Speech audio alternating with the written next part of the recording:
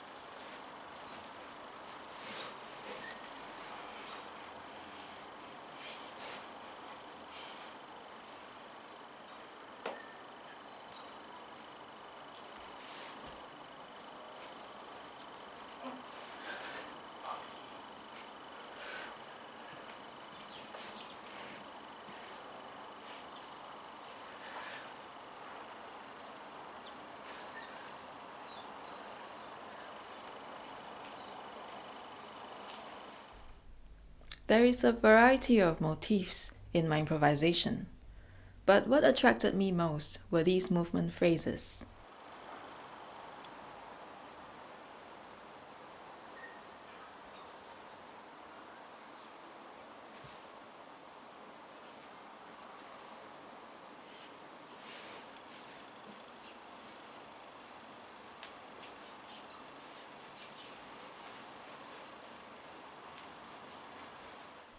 The impressions in my mind were these. On the one hand, I felt like I was trying to embrace something invisible and vast. On the other, I felt the material unpredictability of the black sand beneath my feet, threatening to collapse as I dug my feet into it. The more I reached up, the more I sank in. The contrast between the metaphysically vast and the materially fragile became an excellent starting point to create a dance.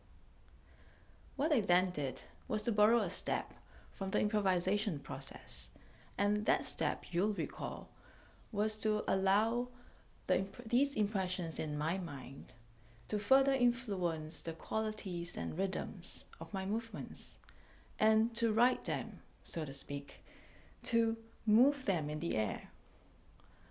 You'll find that as you do this, you are linking together the selected phrases with new phrases. While sculpting the movements and shapes from the selected phrases, I paid attention to whether the movement progressions would satisfy the inner rhythms I was experiencing. When I came to the last shape at the end of a phrase, I asked myself how that shape could progress and allow my body to answer that question. There were times when a new sequence would spontaneously present itself as a smooth transition into the next phrase. I incorporated these transitional steps into the dance, treating them as connective tissue in the body of the whole dance. Once you've linked together the phrases into a coherent segment, step back and take a look at it. You might want to make changes to certain parts to allow the whole segment to flow better. Take a look at this example.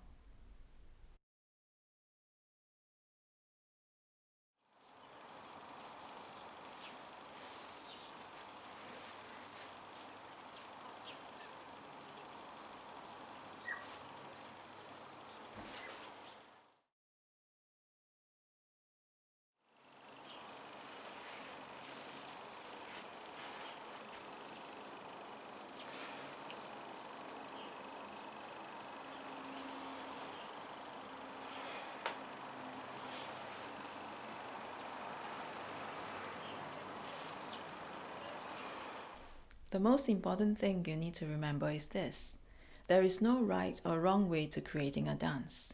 It is a matter of taste. It is subjective.